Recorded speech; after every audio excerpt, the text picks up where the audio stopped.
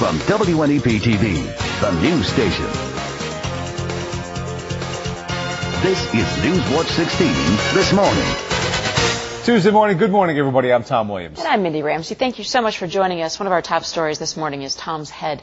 That's going to pop out of a box later on, not this one that's connected to the shoulders. An artist's rendition, Joe. No, why do you have to keep saying that, Tom? This is a perfect likeness of you. It's the Halloween version, which we requested. No, it's not. It's there it is. No. We haven't seen it. There's only one person who has seen the Tom Williams head, and that is this guy right here. You want to give us a little something about it? Sherman is welcoming... He sort of looks like a cartoon character. But you do see similarities in it. Yes, of course. You remember that, what was that This is only a quick little segment here. Sherman's coming up. He's going to actually preview this I have something here called Garden Angel Hand Scoops. And that's how it gets to Rob Rave, and Rob's here. And this is all going to happen and unfold in the next 10-15 minutes. So what your responsibility now is to check out the quick view of the weather and wake up. A quick weather segment. Yeah, that's what this is. Wake up everyone next to you, because in the next 15 minutes we are going to rock and we are going to roll. It was all about me. No, yeah, all right, Sherman. All right, so look at that big triangle of dryness, but on both sides of the triangle, showers. They're closing in on us. They will form this afternoon. So real-time submerged pumpkin Doppler radar. You ever hear of that one, Sherman? No, take it out. No one's seen it yet. All right. I just want to check and make sure it's okay. Temperature's now close to 70. Do not wear a jacket today. You can get laughed at. Unless, of course, it's rain gear, because it may shower this afternoon. Highs in the 70s to near 80. Partly sunny, warm, and humid this morning. Downpours, thunderstorms this afternoon. Some maybe even locally severe. We'll have all the details. The head's coming out of the box. Rob Rave has some decorations for us. We're going to follow the place up, and Sherman's here. Do you remember Pebbles and Bam Bam? Yeah. That's all I'm going to say. I want you to say, you'd swear it's Tom Williams right here. I'm not going to say any more than Pebbles and Bam Bam. I think it's going to look just like him, and I haven't even seen much yet. Wait till you see it. The cartoon gripping stuff. I believe what? So. Why do you have to be so... Thanks, guys. We'll see you later. All right. There's a mystery in Scranton this morning. They're looking for the source of a smell that made dozens of children and adults sick. News Watch 16's Andy Palumbo joins us now live from the newsroom to explain. Andy, good morning. Good morning, Tom and Mindy. The evening started normally. Just routine cheerleader practice for the North Scranton Vikings midget football team. It was at a field just off Putnam Street in Scranton. Then things turned dangerous and scary. A strange smell enveloped the field as cheerleaders practiced. Those cheerleaders between the ages of 6 and 14, plus their parents and friends, were here. More than 30 people sickened by a strange odor. That was terrible. That was a really good stink. All the girls just ran the other way. They all just stayed away from the wind. Leroy Shotwell tells News Watch 16 it was an ammonia-like smell, and it appeared to be coming from the nearby North Scranton Expressway and some train tracks. Ambulances were called. Children and adults were treated for breathing problems and other ailments. Many cared for at the scene. Some taken to the hospital. A lot of coughing. A lot of them suddenly got sick stomachs. Noses were burning, that sort of thing. Eyes burning like crazy. One girl was over there throwing up.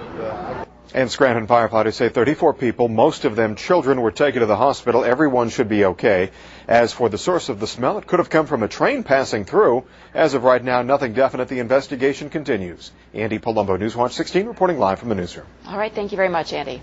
New this morning, a fire in Monroe County sent one person to the hospital. It broke out in a home around 1 this morning. The one-story house is off of Route 115 in Tunkhannock Township, south of Blakesley. We're told the fire started in a dryer. One person in the home went to the hospital, but is expected to be okay after the fire in Monroe County. More developments in a contract talks between teachers and a school district in Luzerne County. Lake Lehman presented its case to parents and the media last night at the high school. Teachers are threatening to strike on Monday. Last night, the school board outlined its proposal for teacher salaries and benefits, and they say it's their best offer.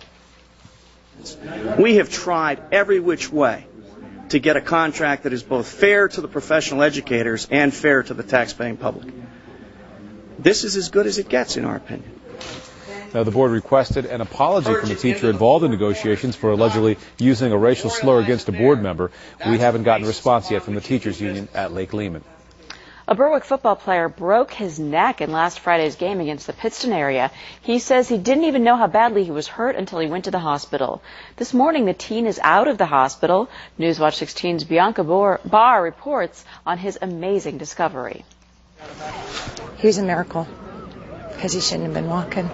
Although he replaced his helmet and pads with a neck brace, Matt Saxon was determined to return to the practice fields with his team, the Berwick Bulldogs. How you feeling? The 11th grader broke his neck at Friday's game against Pittston. He says he didn't realize how serious the injury was at the time. I could feel my eyes moving and I could control where I was looking, but I could not feel the rest of my body at all. He endured surgery to repair the damage to his vertebrae, and he knew that he could become paralyzed. His whole family knew the possibilities. He had angels around him. His mother, Kelly, says Matt's recovery has been better than she ever thought possible, although the injury does end his football and wrestling careers. He's very athletic. He loves the sports. But I know him, and he'll find a different way around to be there, no matter what. And Coach Gary Campbell is ready to help Matt find his new spot on the team. He walked back into our locker room. He walked back into our practice. He told his story in front of the guys in the film room. So him just doing that is the first step of what his role will be here on this team. We have a lot to do. I mean, I want to go to states. I want to get a state ring. I was still part of this team. Still want to be a part of the team, and I know I still am. But I want to get a state ring, and I know we can. Bianca Barr, Newswatch 16, Berwick, Columbia County.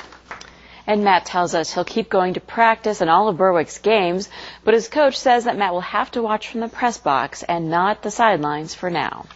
It was an emotional day for firefighters in part of Schuylkill County. 2 fire trucks and other equipment were removed from host company number 2 in Schuylkill Haven yesterday.